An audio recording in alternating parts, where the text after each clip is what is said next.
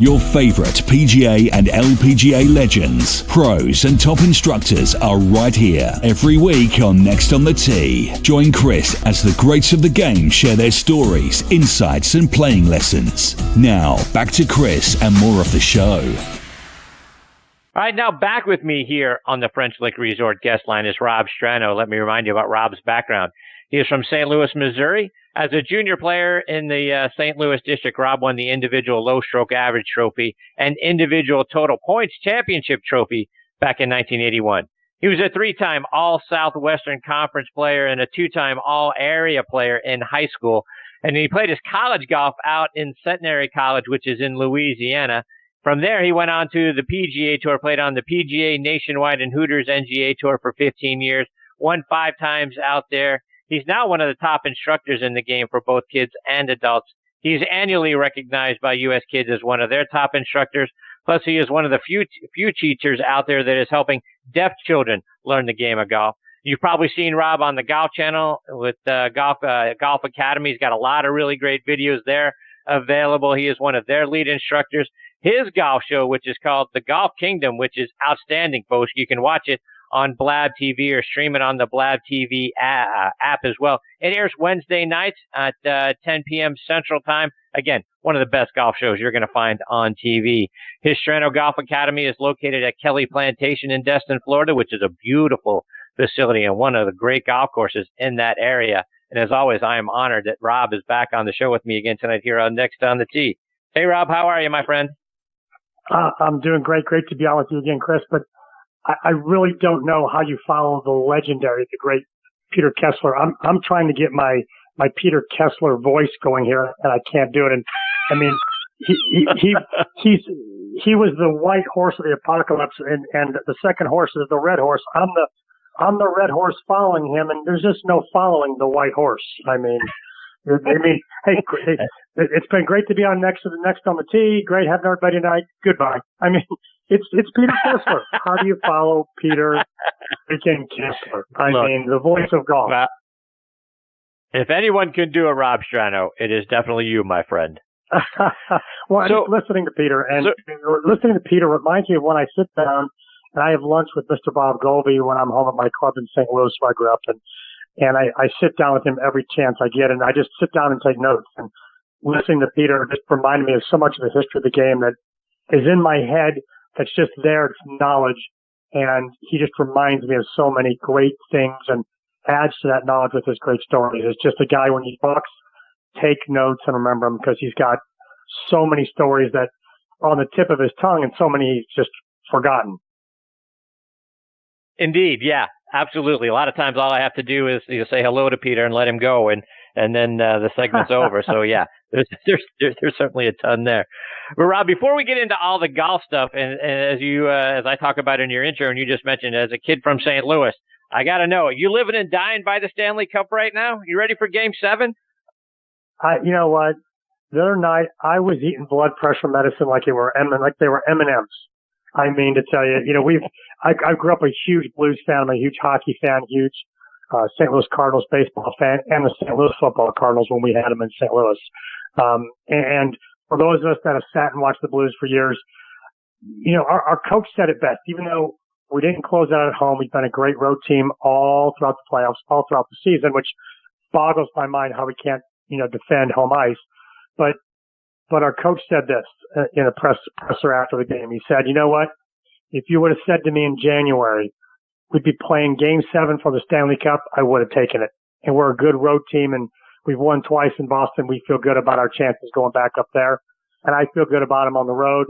It's going to be a great game. All Game 7s are great. And I asked Chris Berman one time, sitting in the locker room at Hartford, I said, Chris, is there anything better in all of sports than a NHL playoff game, let alone the Stanley Cup Game 7, the last 10 minutes of those games when they're tied or one goal separates them? It's just on the edge of your seat action where you're just holding your breath. And I'm looking forward to it. And win or lose, I'm proud of our team and the comeback we've made this year. And it's been a great ride. It's been enjoyable to watch as a fan. So, Rob, I want to obviously switch gears. I want to talk a little golf while I got you on the show, and I had the privilege of spending some time with you back in April when I was in Destin with my boys for our annual golf trip, and you took one look at my swing and said, I can help you improve, and all you have to do is change one thing. And boy, I was excited. I said, it's what? And you looked at me and you said, everything. So, and it started well, that's with, for our listeners. That's with my weight far transfer. from true. Yeah, that's far from true from our listeners. But yeah, we got together and we worked on your game, and there's something similar in your game that's similar to a lot of players, and it's in the backswing you tend to tilt towards the target a little bit, and the downswing you tilt away. It's a natural cause and effect. You tilt toward, you tilt away. For every action, there's an equal and opposite reaction, and we see it in golf in that people lean towards the target and then they retreat and go away. And it's interesting that this comes up because on this week's TV show, which debuts tomorrow night on the Golf Kingdom, my show, I talk about this in my pop culture segment, and it's the pop culture segment is the Back to the Future segment, and I talk about, do you time travel on the golf swing by moving away from the ball and the target on the downswing because you tilt at the top and you're trying to buy time to get the club face around and square it at impact. And that's what we worked on a little bit. And it just takes a little time and work to just kind of work yourself out of that tilt and give yourself time in the downswing. And Jerry Haas, who I grew up with, who is the nephew of Mr. Golby, said to me one day, he said, all great swings have time. They don't buy time, they have time. And that's what we're trying to do, is trying to give you a little more time to get the club face around, build your speed on the downswing, catch it solid, and hit it a little farther. And Rob, one of the things that we were talking about is weight transfer, right? And you were talking about, getting me, a little bit more on my left side, on the backswing, and then transferring that to my right side and the transition and on the downswing. Talk about finding the right weight transfer and the balance in your feet and making sure that we are loading up and then unloading in the golf swing. Well, it's actually a basic athletic or life skill movement that is part of the golf swing. So if I just tossed you a ball and said, here, throw it at that target 15, 20 yards away, you're going to naturally shift to your right and shift to your left. You would never stand perfectly still and then lunge forward and throw it. No one does that. I mean, kids that are learning to throw may do that, but if you're an athlete and you throw, you shift to the right, shift to the left. You're going to throw a bucket of water. You're going to get a yucky bucket of water and you're going to throw it away. You shift and you shift to the right and throw it. If you don't shift to the right to throw the bucket of water, you're going to lunge forward to throw the bucket of water straight up in the air, and it may come back down on top of your head. If we were, I always use the example, if we decided we were going to revolt and rob Fort Knox, and we were going to have a chain gang passing the gold bullion from the vault to our trucks to take them to our island if as we're leaving the country, if I'm going to pass something heavy from left to right, I'm going to shift from the left to the right. If I try to stay still and pass that chunk of gold bullion to you to my right to pass to your son on the right, well, it's not going to work because I'm going to tear my back up because a chunk of gold bullion is exceptionally heavy. I'm going to have a little shift to the right. I'm going to hand it to you. I'm going to shift back to the left to grab the next one. It's a natural life movement or natural athletic movement is that little shift to the right turn. So when you swing, it's just a little shift. And by a little, I mean it's an inch if you're looking at shadow on the ground and you've got a little tee stuck on your lead ear, your left ear if you're right-handed, or golf ball there. It's a little 1-inch shift. That accomplishes the move. It breaks your eyes loose and gets your eyes to shift a little to the right. Your nose will turn about 10, 15 degrees to the right, and that gets you turned behind it in the right spot to deliver it athletically on the downswing.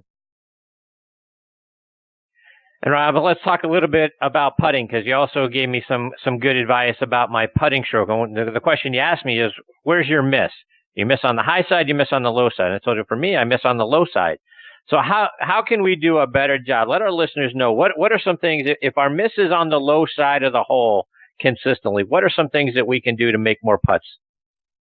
Well, if your miss is on the low side of the hole, the question you want to ask yourself off the bat is, are your reads good?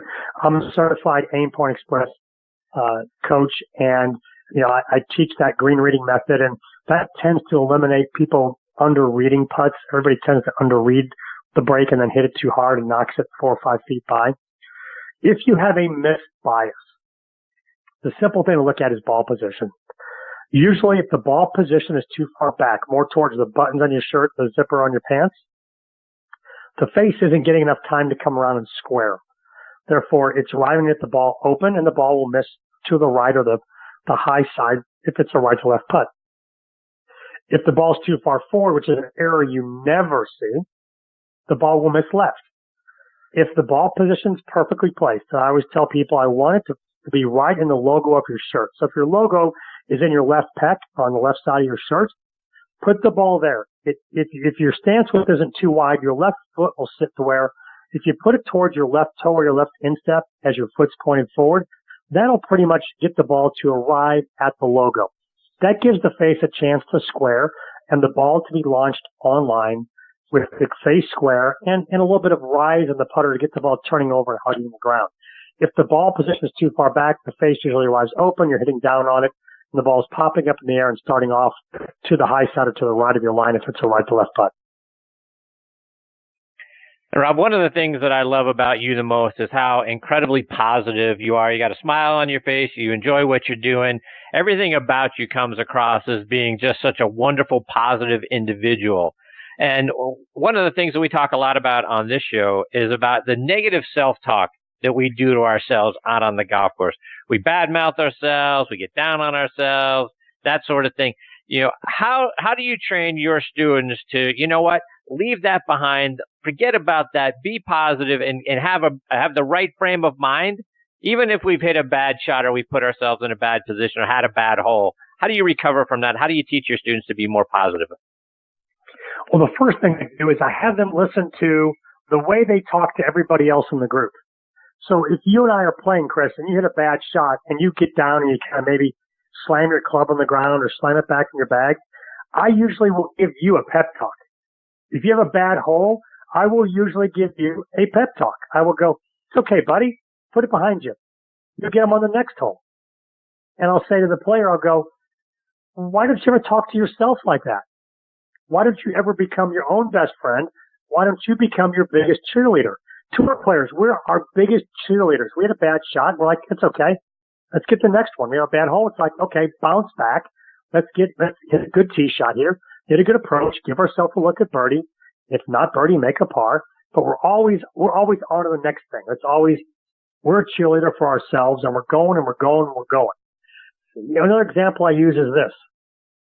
Have you ever smelled a smelly trash bag in the kitchen, Chris? Like your wife has said, yes. Get this out of the kitchen. What if I bagged that up? We got to the golf course, and on the first tee I said, Chris, we're going to walk today. I've got a caddy for you, and you're going to carry this bag of trash around all day. Are you going to do that? No. No. Good. That was a perfect answer. No. But when we're a garbage man on ourselves, and we just keep criticism on ourselves the whole day, we're just trashing ourselves. We're carrying that stinky trash around all day. We're no fun to play with. Our friends are listening to us going, geez, listen to this trash he's talking about, his garbage. I can't cheer him up. He's no fun. They're just going to kind of exile you to to your own little golf, pity party island. Become your own cheerleader. Get in your corner. Talk about, I'm going to bounce back. I'm going to make a better swing, and keep rooting for yourself all the way through the round. Do what you do for your buddies to yourself. You'll find two things. You'll have a better attitude. You'll bounce back, and you'll be more fun to play with. Rob, one more before I let you go. And, this being, what's going on with the U.S. Open this week and that sort of thing, I want to get your thoughts on what do you expect to see? I mean, with the playing conditions, it looks like it's going to be benign weather based on the forecast, maybe a little bit wind, 10, 12 miles an hour, that sort of thing. But what do you expect to see this week out of Pebble Beach, and who do you expect to be on top of the leaderboard? Well, I got to ask my picks earlier, and they're out there. I sent them in the Golf Channel. I'll put them on social media in a little bit. But we get asked as Golf Channel guys, who are our picks. I picked Dustin Johnson to win it. I wanted to pick Koepka because till you get knocked off, you're the top guy in the totem pile. You're the king of the hill. He's won 2 in a row. Until someone shows they can beat him, to me, he's the guy. Okay, and I just saw a thing out there on the media that the Fox trailers for the U.S. Open that they're running, don't include him in several of them. And he saw them, and his friends sent him links to them. So just like he didn't need more motivation, now he's got it because Fox is running promos for U.S. Open, and he's not in them. So how about that? The guys went in a row, and Fox is just blowing him off. So Koepka's got a little more chip on his shoulder to go, okay, let's win 3 of these, and anybody will pay attention to me now. But Dustin's got unfinished business from when he blew the last one. He had it by the throat. He shot, what do you think? He shot 81 the last day, messed up the second hole, was all downhill from there. I think it's retribution time for him. He knows how to play the course. It's in his wheelhouse. He knows he could play it for 3 rounds from last time. He just got to put the icing on top of the cake or put the bow on top of the gift. I think he finishes the deal this time. We get asked our dark horses, and here's the guy I picked as my dark horse, and I'm chuckling for the reason I picked him. Matt Kuchar's my dark horse. He's been playing pretty good golf. He was there coming into the final round in Canada this week, had a really good low round there. But I picked Kuchar for this reason. The guy's been fed more crap this year than a portalet. Whether it's the on-course stuff that he's had trouble with, or it's the episode with the caddy where he stiffed the caddy and owed him a ton more money than what he paid him. The guy's dealt with all this and still played pretty good golf. So you know what? The final round of the U.S. Open in contention is nothing compared to the distractions he's faced on the golf course from all that he's self-inflicted on himself this year. So if he's there, look for him to maybe close this out. What I think you'll see out of Pebble Beach is what we've seen from previous U.S. Opens, excluding the 2000 Tiger Woods massacre where he shot 12 under and won by 15.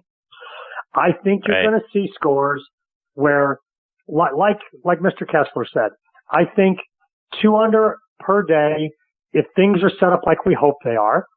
I think 2-3 under will be your score, low score per day. If you get a guy who's a little bit hot on his game, you might see a 66 or 7. If you get a guy who goes that route more than one day, maybe first, third day, or second, third day, or second and fourth, this is a guy who's dead on his game, and it doesn't matter where they put the flags. It doesn't matter how wide they cut the fairways, how narrow they cut them. This guy's dead on, and it's going to be his week like it was Tiger in 2000 when he went for 12 under. I haven't thought about a winning score, but I think familiarity to the course, because we played on tour every year, I think that's going to yield, no matter how hard they set it up, I think it's going to yield a winning score. If it's benign, around 6 or 7, 8 to 9 if a guy is really dead on his game. Double figures, I don't see us getting there. It won't be an Aaron Hills kind of thing. So, I think we'll be kind of right in that